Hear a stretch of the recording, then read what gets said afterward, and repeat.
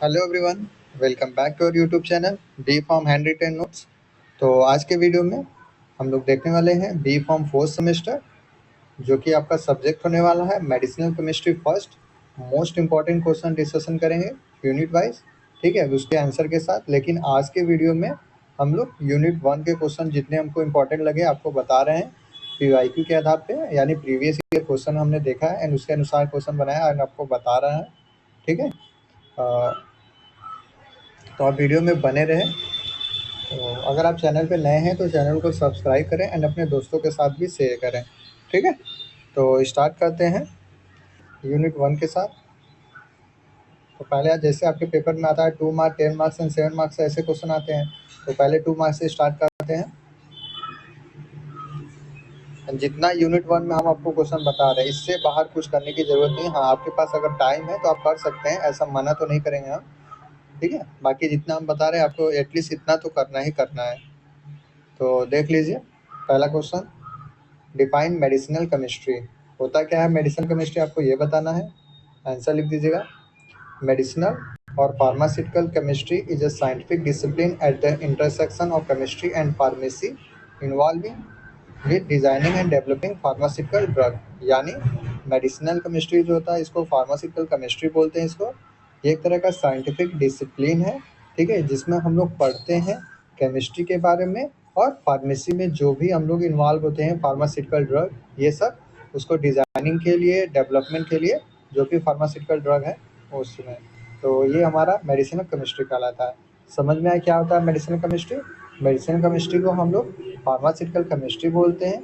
ये एक तरह का साइंटिफिक डिसिप्लिन ऑफ केमिस्ट्री होती है जिसमें केमिस्ट्री एंड फार्मेसी दोनों इन्वॉल्व होता है एंड इसके मदद से हम लोग डेवलपमेंट करते हैं फार्मास्यूटिकल ड्रग का। समझ में आया। नेक्स्ट देख लीजिए।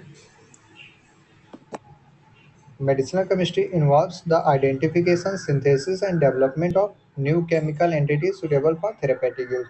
जो मेडिसिनल केमिस्ट्री होता है इसमें क्या होता है, आइडेंटिफिकेशन होता है, यानी हम लोग आइडेंटिफाई करते हैं फार्मास्यूटिकल ड्रग को, सिंथेसिस करते हैं फार्मास्यूटिकल ड्रग को एंड डेवलपमेंट करते हैं फार्मास्यूटिकल ड्रग का, ताकि जो भी हम लोग फार्मास्यूटिकल ड्रग का प्रिपेयर कर रहे हैं, सिंथेसिस कर रहे हैं, आइडेंटिफिकेशन कर रहे हैं, डेवलपमेंट कर रहे हैं, तो उसका थेरेपेटिक इफेक्ट बॉडी पे मिले। समझ में आए। नेक्स्ट देख लीजिए question number second, what is bioisosterism with example. ये एकीटिव PYQ में आपको 2022-23 में मिल जाएगा और 2023-24 में भी दिया है ये सेम क्वेश्चन। तो होता क्या है आपको बता देते हैं बायोइसोटेरिज्म क्या होता है। आंसर देख लीजिए। Bioisosterism is a concept in medicinal chemistry where one chemical group in a molecule is replaced with another that has similar physical and chemical property। यानी बायोसेटोरिज्म होता क्या है, बायोसेटोरिज्म क्या है, एक तरह का कॉन्सेप्ट है जो कि मेडिसिनल केमिस्ट्री में हम लोग पढ़ते हैं, ठीक है, जिसमें एक केमिकल ग्रुप जो होते हैं मॉलिक्यूल में वो रिप्लेस होते हैं, यानी चेंज करते हैं किसके साथ, दूसरे केमिकल ग्रुप के साथ, और इनका क्या होता है, similar physical and chemical property होता है। समझ में आया। बायोइसोटेरिज्म क्या है, ये एक तरह का कॉन्सेप्ट है जो कि आप लोग पढ़ते हैं मेडिसिनल केमिस्ट्री में, ठीक है, और इसमें एक केमिकल ग्रुप जो मॉलिक्यूल में प्रेजेंट होते हैं वो रिप्लेस होते हैं दूसरे केमिकल ग्रुप के मॉलिक्यूल में एंड उनके जो फिजिकल एंड केमिकल प्रॉपर्टी होते हैं वो सिमिलर होते हैं। समझ में आया। नेक्स्ट देख लीजिए। This replacement aims to improve the drug properties such as potency, selectivity, toxicity, pharmacokinetic without drastically altering the overall structure। इसमें यह कहना चाह रहा है जो रिप्लेसमेंट हो रहा है एक केमिकल ग्रुप के मॉलिक्यूल को दूसरे केमिकल ग्रुप के मॉलिक्यूल में, तो ये क्या करता है, ये जो होता है वो ड्रग के पोटेंसी को इम्प्रूव करता है, ड्रग के टॉक्सिसिटी को रिड्यूस करता है, फार्माकोकाइनेटिक यानी ADM में आप लोग पढ़े होंगे, absorption, distribution, metabolism and excretion, ठीक है, ये रिप्लेसमेंट इम्प्रूव करता है। समझ में एक बार और बता देते हैं। जो रिप्लेसमेंट होता है एक केमिकल ग्रुप मॉलिक्यूल को दूसरे केमिकल ग्रुप में, ठीक है, जो भी रिप्लेसमेंट हो रहे मॉलिक्यूल के उनका physical and chemical property similar होता है, जो कि अभी आपको बताए हैं। तो जब रिप्लेसमेंट होता है तो ये क्या करता है, इसकी वजह से क्या होता है, ड्रग की पोटेंसी इम्प्रूव होती है, ड्रग की टॉक्सिसिटी जो होती है वो रिड्यूस होती है, फार्माकोकाइनेटिक इम्प्रूव होता है, ठीक है, without directly altering the overall structure, यानी कोई बिना डिस्टर्बेंस के और ये इम्प्रूव होता है। पोटेंसी, ड्रग का पोटेंसी, टॉक्सिसिटी जो होती है वो ड्रग का रिड्यूस करता है। फार्माकोकाइनेटिक जो होती है वो ड्रग का इम्प्रूव करता है। फार्माकोकाइनेटिक आप ऑलरेडी पढ़े होंगे, एडीएम में, absorption, distribution, metabolism and excretion. ठीक है, नेक्स्ट देख लीजिए। Question number 3, define biotransformation होता क्या है ये आपको बता देते हैं। Biotransformation also known as drug metabolism. जो बायो ट्रांसफॉर्मेशन होता है इसको ड्रग मेटाबॉलिज्म बोलते हैं। क्या होता है? It is the process by which living organism chemically modifies substance, often drug और other foreign compound xenobiotics to facilitate their excretion और अल्टर देयर एक्टिविटी। यानी बायो ट्रांसफॉर्मेशन क्या होता है? इसको ड्रग मेटाबॉलिज्म बोलते हैं। ये एक तरह का प्रोसेस होता है जिसमें लिविंग ऑर्गेनिज्म जो होते हैं वो केमिकली मॉडिफाई करते हैं ड्रग सब्सटेंस को, जो कि आप लोग फॉरेन जो कंपाउंड होते हैं यानी जीनोबायोटिक्स इसको बोलते हैं, ये फैसिलिटेट करते हैं। यानी जो भी ड्रग हम लोग कंज्यूम किए वो अल्टर करेगा एक्टिविटी को। अल्टर करेगा एक्टिविटी यानी कि जैसे आप लोग ड्रग कंज्यूम किए तो उसका थेरेपेटिक इफेक्ट तो मिलेगा, ठीक है। तो वो थेरेपेटिक इफेक्ट के पहले जो भी ड्रग का मेटाबॉलिज्म होता है, जो भी केमिकल रिएक्शन इन्वॉल्व होते हैं ड्रग में, वो सब बताया गया है बायो ट्रांसफॉर्मेशन में। समझ में आया? नेक्स्ट देख लीजिए। Question number 4, what R phase 1 reaction in a drug metabolism. Phase 1 reaction होता क्या है ये आपको बता देते हैं।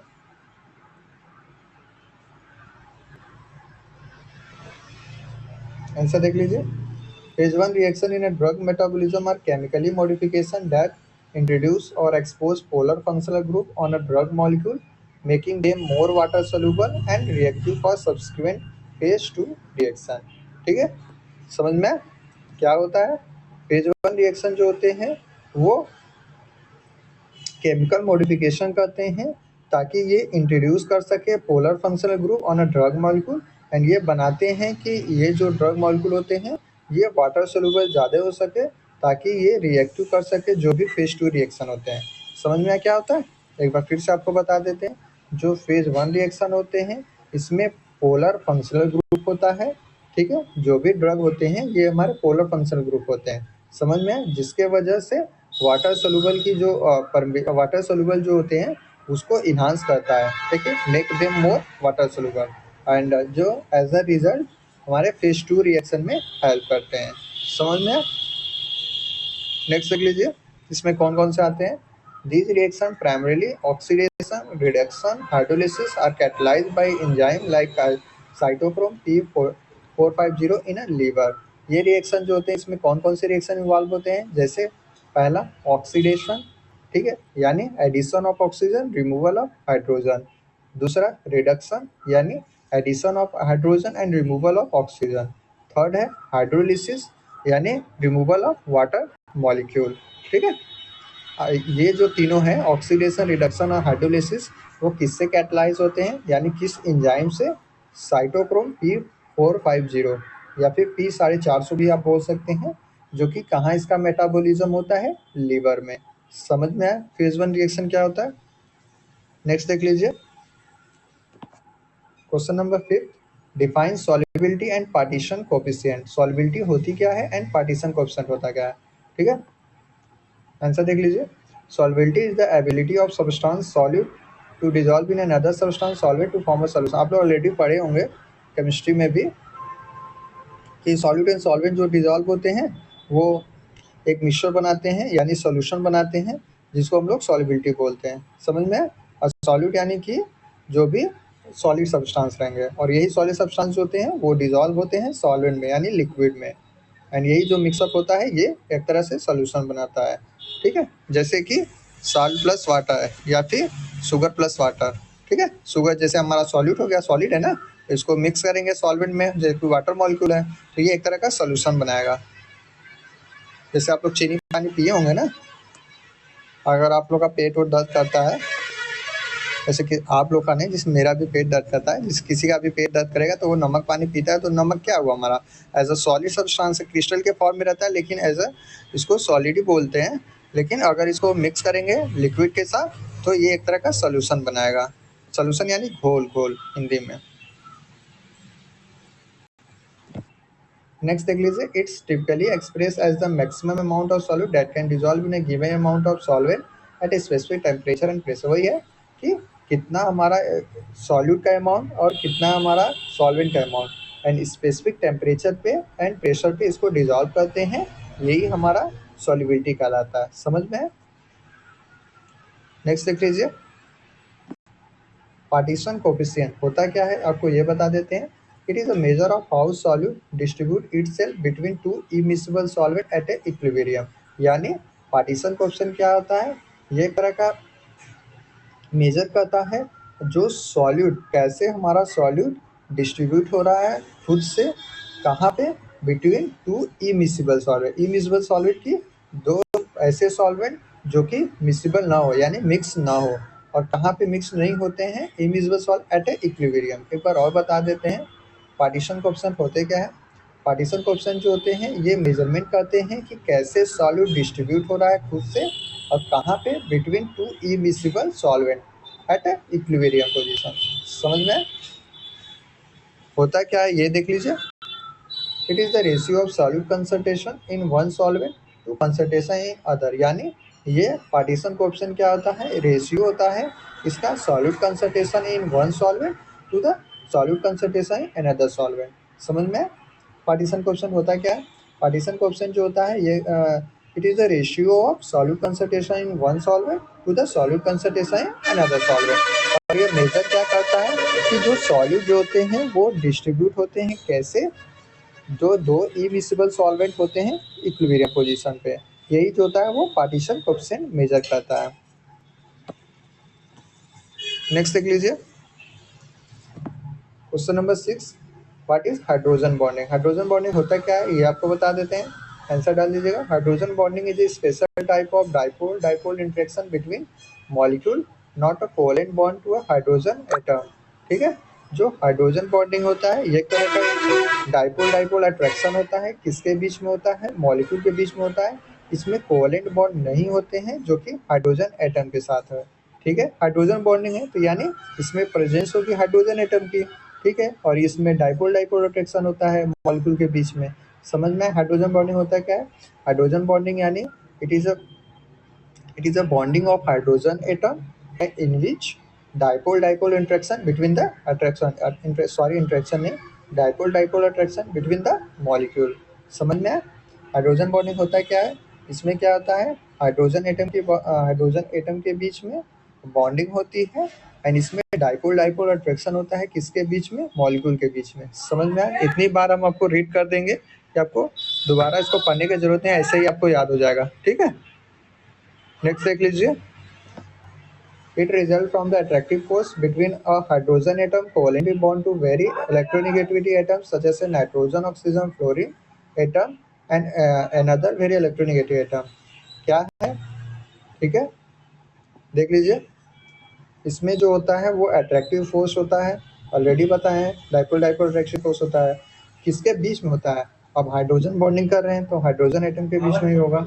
ठीक है, एंड इलेक्ट्रोनेगेटिविटी एटम जैसे कि नाइट्रोजन, ऑक्सीजन, फ्लोरीन हो गए, एंड एक एटम जो होते हैं वो दूसरे एटम से अटैच रहेंगे, और ये जो एटम होते हैं वो वेरी हाई इलेक्ट्रोनेगेटिविटी होते हैं। समझ में? नेक्स्ट देख लीजिए कौन सा क्वेश्चन है, क्वेश्चन नंबर 7 है, व्हाट इज प्रोटीन बाइंडिंग। ये प्रीवियस ईयर क्वेश्चन में भी दिया है 2023-24 में, तो देख लीजिए क्या होता है, आंसर देख लीजिए।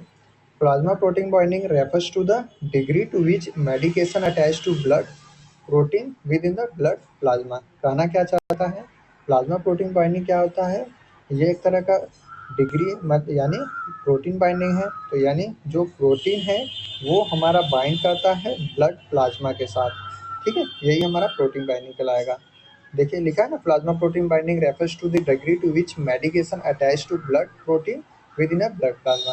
यानी जो मेडिकेशन होती है वो अटैच करती है किसके साथ, ब्लड प्रोटीन के साथ, कहाँ पे, with in the blood plasma. अब ब्लड के साथ अटैच करी तो ब्लड ब्लड प्लाज्मा में ही होगा ना।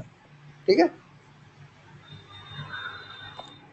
नेक्स्ट देख लीजिए, drug efficacy may be affected by degree to which it's bind. वही है, ड्रग की जो एफिकेसी वो कैसे अफेक्ट होती है कि कितना अमाउंट यानी डिग्री और कैसे बाइंड कर रहा है, समझ में। प्लाज्मा प्रोटीन बाइंडिंग क्या होता है?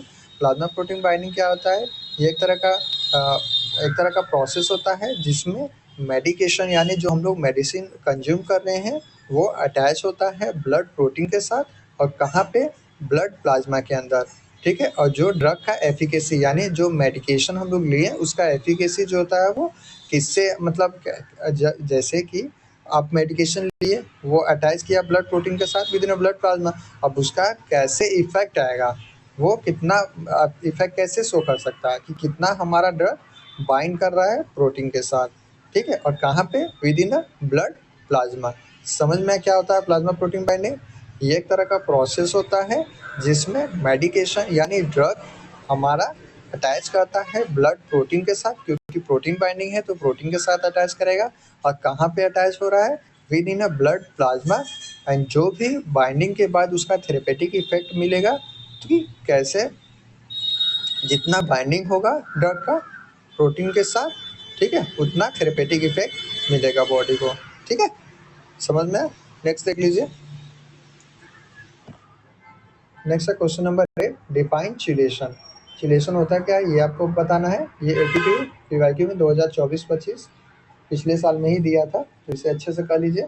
क्या होता है बता देते हैं। Chelation is a type of bonding of ion and their molecule to metal ion. Chelation क्या होता है? ये तरह का बॉन्डिंग होता है इसके बीच में, आयंस के बीच में, एंड इनके मॉलिक्यूल के बीच में टू मेटल्स आयन। समझ में? चिलेशन होता है क्या? चिलेट आप लोग 11th-12th में पढ़े होंगे चिलेशन, ठीक है। ये तरह का बॉन्डिंग होता है आयन एंड इनके मॉलिक्यूल के बीच में, किसके साथ? मेटल आयंस के पास, ठीक है। नेक्स्ट देख लीजिए। It involves the formation or presence of two or more separation coordinate bond between a polydental ligand, a single center metal atom। यानी एक बार फिर से बता देते हैं आपको, इसमें क्या होता है कि फॉर्मेशन होता है टू और मोर सेपरेट कोऑर्डिनेट बॉन्ड, किसके बीच में होते हैं? पॉलीडेंटल लिगेंड, यानी more than two two ligand, ठीक है। And single central metal atom, इसी को बोलते हैं चिलेशन। जैसे आप एग्जांपल में ले लीजिए, जैसे ये है ना Fe, ऐसे करके CN6 है, ठीक है, 6 है। और यही जो है ये कवर में बनता है ना, तो यही पूरा जो फॉर्मेशन हो रहा है वो चिलेशन का फॉर्मेशन हो रहा है, यही बोला है, ठीक है। नेक्स्ट देख लीजिए। नेक्स्ट क्वेश्चन है question number 9, define optical and geometrical isomerism. ये प्रीवियस ईयर 2023-24 में पूछा है, बता देते हैं आपको होता है क्या है। पहले ऑप्टिकल आइसोमर देख लीजिए। Optical isomer are non-superimposable mirror image of each other, also known as in an isomer। जो ऑप्टिकल आइसोमर होते हैं ये नॉन सुपर इम्पोजेबल मिरर, मतलब कि जो भी इनका मिरर, जैसे कि आप ए का मिरर इमेज बनाएंगे तो ए ही बनेगा, ठीक है, बी तो बनेगा नहीं। तो ये बोल रहा है इनका मिरर इमेज का फॉर्मेशन नहीं होता है, ठीक है। ये जो है ऑप्टिकल आइसोमर होते हैं, एंड इस फिनोमिना को ऑप्टिकल आइसोमेरिज्म बोलते हैं, समझ में। नेक्स्ट देख लीजिए। जो ऑप्टिकल आइसोमर होते हैं वो रोटेट करते हैं प्लेन पोलराइज्ड लाइट में, ठीक है। जो ऑप्टिकल आइसोमर होते हैं वो हमारे वो रोटेट करते हैं प्लेन पोलराइज्ड लाइट में। नेक्स्ट देख लीजिए। ज्योमेट्रिकल आइसोमर होते क्या है? Have the same connectivity of atom but differ in spatial arrangement of atom और group around rigid structure like double bond और रिंग, ठीक है। ज्योमेट्रिकल आइसोमर के पास कनेक्टिविटी जो होती है वो एटम की वो सेम होती है, लेकिन इसमें डिफरेंट क्या होता है, जो भी अरेंजमेंट होता है एटम और ग्रुप का वो डबल बॉन्ड के बीच में ही होता है। यही जो होता है वो ज्योमेट्रिकल आइसोमेरिज्म कहलाता है। नेक्स्ट क्वेश्चन देख लीजिए। Question number 10, define partition coefficient होता क्या है, ये आपको बता देते हैं। ये भी 2021-22 में पूछा है। तो partition coefficient is a measure of how solute distribute itself between two immiscible solvent eight already बता चुके हैं। पार्टीशन कोफिशिएंट क्या होता है, ये मेजरमेंट करता है कि सॉल्यूट जो होता है यानी सॉलिड मॉलिक्यूल कैसे डिस्ट्रीब्यूट हो रहा है दो इमिसिबल सॉल्वेंट के बीच में, और जो दो इमिसिबल सॉल्वेंट है वो इक्विलिब्रियम पोजीशन में होने चाहिए। यही जो होता है वो पार्टीशन कोएफिशिएंट मेजर करता है। ठीक है, जैसे कि सॉलिड डिस्ट्रीब्यूट कैसे डिस्ट्रीब्यूट है, यानी सॉलिड यानी कि सॉलिड मॉलिक्यूल ये कैसे डिस्ट्रीब्यूट हो रहे हैं दो इमिसिबल सॉल्वेंट के बीच में, और ये जो जो मतलब डिस्ट्रीब्यूशन जो हो रहा है वो इक्विलिब्रियम पोजीशन पे हो रहा है। समझ में? नेक्स्ट वही है, it is the ratio of solid concentration in one solvent to the ratio of solid concentration to the another solvent. समझ में? सॉल्बिलिटी भी बता ही चुके हैं आपको। The maximum amount of solid in solvent dissolve at a particular temperature and pressure, इसे solubility बोलते हैं। यानी सॉल्यूट और सॉल्वेंट जब मिक्स होते हैं तो सॉल्यूशन का फॉर्मेशन बोलते हैं। हम लोग सॉल्यूशन को सॉल्बिलिटी भी बोल सकते हैं। यही लिखा है, solubility is the ability of substance solute to dissolve in another substance that is solvent to form a solution, जिसको सॉल्बिलिटी बोला गया है। ठीक है, यही है। It is typically express as a maximum amount of solid that can dissolve in a given amount of solvent at a specific temperature and pressure, यही solubility कहलाता है। समझ में? नेक्स्ट देख लीजिए, differentiate between classical and non classical bioisosterism. ठीक है, difference आपको बताना है कि क्लासिकल और नॉन क्लासिकल के बायोइसोटरिज्म में होते क्या है। ये 2024 और 25 में क्वेश्चन पूछा है, तो बता देते हैं पहले क्लासिकल बायोइसोटरिज्म होता क्या है। This type of involves group with in the same number of atom and valence electron. जो क्लासिकल बायोइसोटरिज्म होते हैं, इसमें जो भी ग्रुप इन्वॉल्व होते हैं उनके एटम जो होते हैं और वैलेंस इलेक्ट्रॉन होते हैं वो सेम होते हैं। ठीक है, एग्जांपल से आपको बता देते हैं। एग्जांपल हमने लिखा नहीं है, लेकिन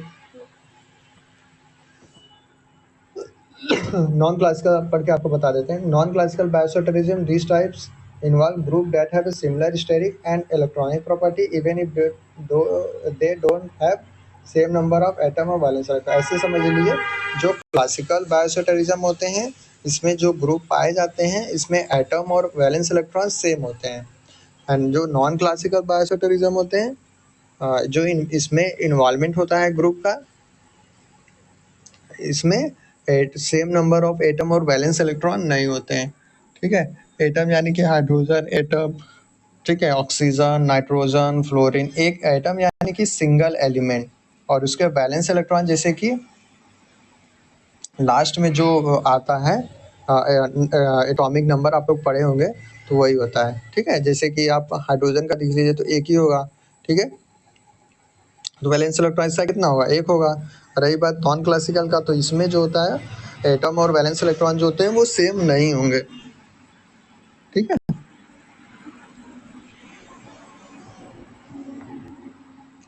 नेक्स्ट क्वेश्चन देख लीजिए, question number 30, analyse the factor affecting drug metabolism. ये एकेटिव 2023-24 में पूछा गया है, ये आपको बता देते हैं। The factor affecting drug metabolism, कौन कौन से फैक्टर जो कि अफेक्ट करते हैं ड्रग मेटाबॉलिज्म को, तो देख लीजिए। पहला है फिजियोलॉजिकल फैक्टर। फिजियोलॉजिकल फैक्टर में पहला है एज, ठीक है, दूसरा जेनेटिक फैक्टर, तीसरा डिजीज स्टेट, चौथा है मेल और फीमेल, पांचवा न्यूट्रिशन यानी क्या मतलब फूड ले रहे हैं ऐसा, इसको एक्सप्लेन करने की ज़रूरत नहीं है। पहला क्या है, एज है, दूसरा है जेनेटिक फैक्टर, तीसरा है डिजीज स्टेट, चौथा है पांचवा है न्यूट्रिशन। नेक्स्ट देख लीजिए सेकेंड जो कि बी है, environmental and drug related factor कौन कौन से हैं। तो पहला है ड्रग का इंट्रैक्शन कैसा हो रहा है, उससे अफेक्ट करता है मेटाबॉलिज्म। सेकेंड जो है फर्स्ट पास मेटाबॉलिज्म, यानी जो लीवर के पहले ड्रग हमारा मेटाबोलाइज कर जाए उससे फर्स्ट पास मेटाबॉलिज्म बोलते हैं। नेक्स्ट देख लीजिए थर्ड एंजाइम इंडक्शन, यानी एंजाइम की एक्टिविटी जो है वो इंक्रीज हो जाए तो इसे एंजाइम इंडक्शन बोलते हैं। तो नेक्स्ट है एंजाइम इनहिबिशन, यानी जो एंजाइम की एक्टिविटी को रिड्यूस करते हैं वो एंजाइम इनहिबिशन कहलाता है। समझ में? नेक्स्ट देख लीजिए question number 40, mention the significance of ionization and solubility in relation to biological action. ये एकेटिव 2022 में पूछा गया था। आयनाइजेशन होता क्या है ये आपको बता देते हैं। Ionization affect drug ability across cell membrane non ionize and interact with receptor ionize. ये आयनाइजेशन यानी कि रेशियो बताएं नॉन आयोनाइज ड्रग के और आयोनाइज ड्रग के साथ, और ये जो इंटरेक्शन होगा वही ना कि ड्रग जो होता है हमारा इंटरेक्ट करेगा रिसेप्टर के साथ, तभी ना थेरेपेटिक इफेक्ट आपको मिलेगा। तो यही बोल रहा है कि जब रेशियो होता है आयनाइज्ड ड्रग के बीच में और नॉन आयनाइज्ड ड्रग के बीच में, यही जो होता है वो आयनाइजेशन कहलाता है। समझ में आया? और नेक्स्ट जो है वो सॉल्युबिलिटी है, ऑलरेडी आप लोग पढ़ चुके हैं। The maximum amount of solvent and solvent dissolve at a particular temperature and pressure, इसे सॉल्युबिलिटी बोलते हैं। मतलब कि सॉल्वेंट एंड सॉल्वेंट को एक स्पेसिफिक टेम्परेचर एंड सॉल्वेंट और स्पेसिफिक टेम्परेचर एंड प्रेशर पे इसको अगर डिसॉल्व कर रहे हैं तो ये सॉल्युबिलिटी कहलाएगा, या फिर सॉल्यूशन भी बोल सकता है। नेक्स्ट देख लीजिए question number 15, differentiate between phase and phase 2 reaction. आपको डिफरेंस बताना है फेज 1 और फेज 2 रिएक्शन में। ये एकीट्यूड 2021-22 में पूछा गया है, तो देख लीजिए आंसर। ये एंजाइम हो गया फेज 1 और फेज 2, ठीक है। तो कौन कौन से रिएक्शन होते हैं पहले ये आपको बता देते हैं। फेज 1 में आप लोग ऑलरेडी पढ़ चुके हैं, hydrolysis, oxidation, reduction. And phase 2 जो होता है वो कॉन्जुगेशन रिएक्शन होता है। हाइड्रोफिलिसिटी की बात करें तो इसमें इंक्रीज होता है। फेज 1 की बात करेंगे तो इसमें स्मॉल इंक्रीज होता है। फेज 2 की बात करेंगे तो हाइड्रोफिलिसिटी ज़्यादा होती है फेज 2 रिएक्शन में। अगर मैकेनिज्म की बात करें तो फंक्शनल ग्रुप होते हैं फेज 1 रिएक्शन में, और इसमें पोलर कंपाउंड जो कि ऐड होते हैं फंक्शनल ग्रुप के साथ, ठीक है। नेक्स्ट देख लीजिए कॉन्सिक्वेंसेस की बात करें तो ये जो फेज 1 में होता है वो मेटाबॉलिक एक्टिवेशन होता है, और जो फेज 2 रिएक्शन होता है वो एक्सीलेरेशन को इंक्रीज करता है। नेक्स्ट देख लीजिए क्वेश्चन नंबर 60, डिफाइन मेटाबॉलिज्म। ये एकीट्यूड 2021-22 में पूछा गया है, तो बता देते हैं क्या होता है। ऐसा देख लीजिए, metabolism is a set of all chemical reaction that occur in a living organism to maintain life. ठीक है, जो भी केमिकल रिएक्शन लिविंग ऑर्गेनिज्म यानी ह्यूमन बॉडी में ऑकर हो रहे हैं, उसी के लिए मेटाबॉलिज्म को प्रोसेस बोला गया। मेटाबॉलिज्म क्या होता है एक बार और बता देते हैं आपको। मेटाबॉलिज्म क्या होता है, एक तरह का प्रोसेस होता है जो भी केमिकल रिएक्शन इन्वॉल्व होता है लिविंग ऑर्गेनिज्म यानी ह्यूमन बॉडी, इसको मेंटेन करने के लिए लाइफ को, इसके ह्यूमन बॉडी, यही जो होता है वो मेटाबॉलिज्म कहलाता है। नेक्स्ट देख लीजिए, these reaction include breaking down substance for energy and building a new molecule for growth and repair। और ये जो रिएक्शन होते हैं बॉडी के अंदर, तो ये क्या करते हैं, जो भी सब्सटेंस होते हैं वो ब्रेक डाउन होते हैं ताकि एनर्जी मिल सके, एंड बिल्डअप करते हैं न्यू मॉलिक्यूल को, यानी एटीपी का फॉर्मेशन होता है बॉडी, इसके वजह से ग्रोथ होता है ह्यूमन बॉडी का, एंड रिपेयर होता है ह्यूमन टिश्यू का। समझ में आया? नेक्स्ट देख लीजिए, it encompass both catabolic process. Catabolic होता क्या है, ये रिलीज करता है एनर्जी किसके द्वारा, by breaking down molecule.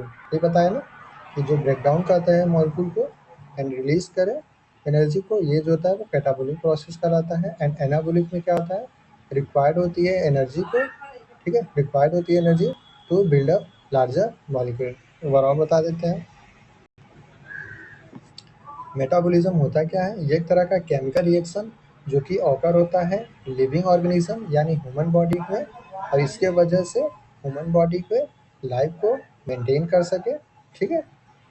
Next देख लीजिए, this reaction include breaking down substance for energy. जो भी रिएक्शन इन्वॉल्व हो रहा है वो ब्रेक डाउन करते हैं सब्सटेंस को ताकि एनर्जी मिल सके बॉडी को, एंड बिल्डिंग न्यू मॉलिक्यूल, ठीक है। न्यू मॉलिक्यूल के फॉर्मेशन होते हैं जो भी केमिकल रिएक्शन इन्वॉल्व हो रहे हैं ह्यूमन बॉडी में।